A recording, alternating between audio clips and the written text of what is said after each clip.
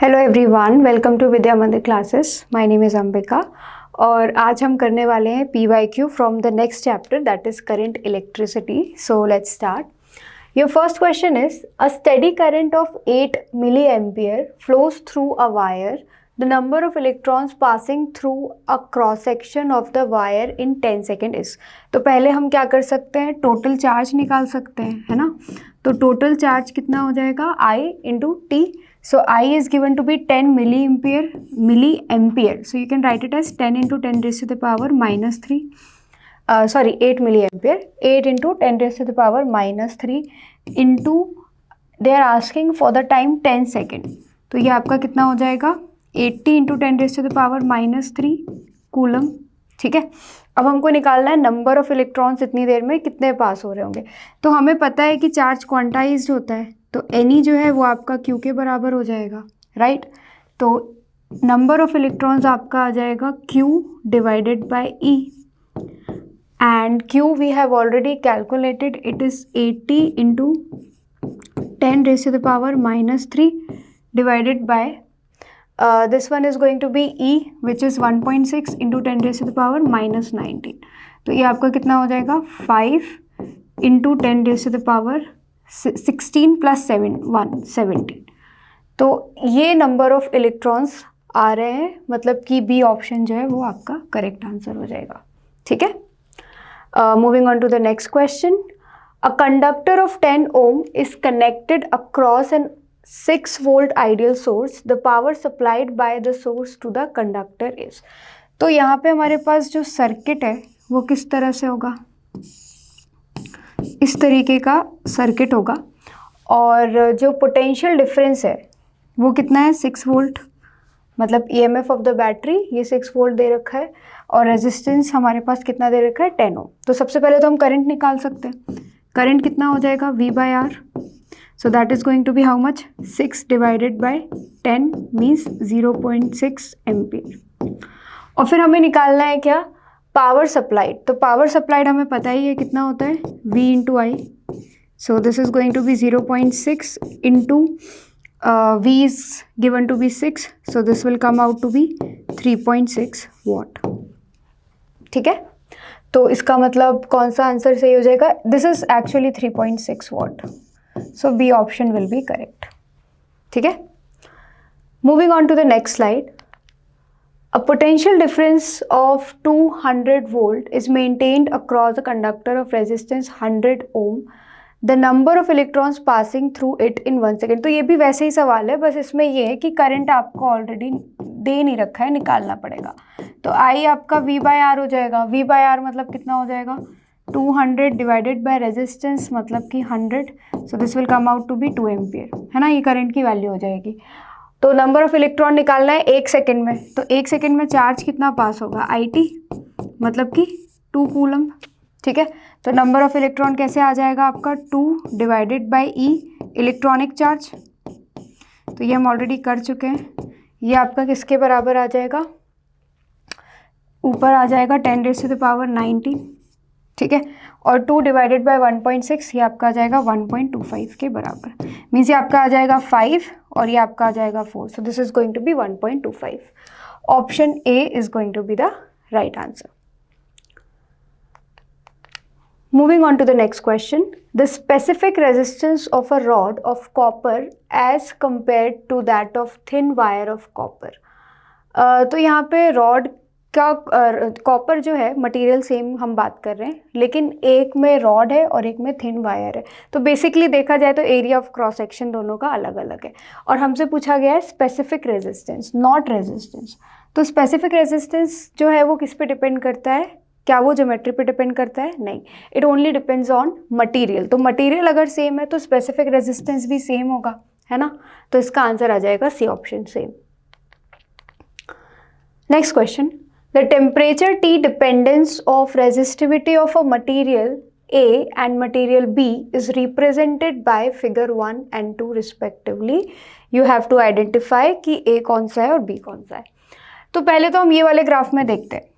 ये वाले ग्राफ में हम क्या देख रहे हैं कि जैसे जैसे टेम्परेचर बढ़ रहा है, जैसे जैसे टेम्परेचर बढ़ रहा है तो इसकी जो रेजिस्टिविटी है वो घट रही है है ना।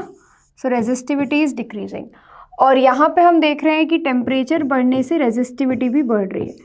तो ये जो है ये आपका क्या हो सकता है, कोई कंडक्टर हो सकता है, अलॉय भी हो सकता है, लेकिन अलॉय में क्या होता है बहुत कम बढ़ती है। और ये आपका क्या हो सकता है, semiconductor.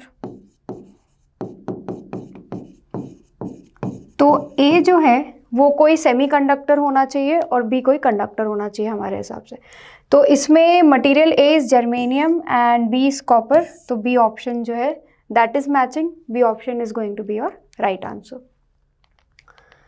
Moving on to the next part, an electric current is passed through a circuit containing two wires of same material connected in parallel। तो यहाँ पे हमारे पास सेम सोर्स है और उससे दो वायर्स कनेक्टेड है। लेट्स से दोनों का जो रेजिस्टेंस है वो आपका R1 और R2 है, ठीक है। एक का रेजिस्टेंस R1 मान लो, एक का रेजिस्टेंस R2 मान लो। अब दोनों का हमें क्या दे रखा है, जो लेंथ है दोनों वायर की उसका रेशियो दे रखा है और उसके रेडियाई का भी रेशियो दे रखा है। If the length and radii of the wire are in the ratio 3:2, मतलब कि L1/L2, this is given to be 3:2। And second thing R1/R2, this is given to be how much, 2:3 opposite. तो आपको बताना है कि करंट जो इससे पास होगा उसकी वैल्यू क्या होगी, ठीक है। अब ये दोनों पैरेलल में है तो जो भी करंट इनसे पास होगा V is equal to potential difference, क्योंकि दोनों के अक्रॉस सेम है, IR के बराबर है, राइट। तो जो करंट आपका पास होगा वो किसके बराबर है, या आप ऐसा देख लो V I1 R1 के भी बराबर होगा और जो V है वो आपका I2 R2 के भी बराबर होगा। तो आप सीधे ये भी लिख सकते हो कि I1 R1 is equal to I2 R2, या सीधे भी लिख सकते हो कि जो करंट है that will be inversely proportional to resistance, एक ही बात है। तो I1/I2, हमें I1/I2 का ही रेशियो चाहिए, right. Then the ratio of the current passing through the wire, तो ये किसके बराबर आ जाएगा, R2/R1 के बराबर आ जाएगा, ठीक है। तो R2/R1 क्या है आपका, R2 आपका हो जाएगा रो L1/A1, तो A1 आप लिख सकते हो पाई R1², और R1 आपका क्या हो जाएगा, sorry this is going to be your R2, ये आपका R2 है, ठीक है। R1 हो जाएगा रो L1 और ऊपर उसका एरिया आ जाएगा, मतलब पाई R1², है ना। तो ये आपका किसके बराबर आ रहा है, L2/L1 इंटू R1/R2 का होल स्क्वायर। तो L2/L1 जो है उसकी वैल्यू 2:3 आ जाएगी, L1/L2 3:2 है ना, तो ये आपकी आ जाएगी 2:3 इंटू R1/R2 देख लेते हैं कितना है, 2:3 है, तो ये आपका आ जाएगा, इसका स्क्वायर चाहिए 4:9, so your answer is going to be 8:27, ठीक है। तो कौन सा ऑप्शन है, ये वाला, C option is the right answer. I hope it is clear. Moving on to the next question, a constant voltage is applied between the two ends of a uniform metallic wire. Heat H is developed in it. If another wire of the same material, double the radius and twice the length as compared to original wire is used, then the heat developed in it will be.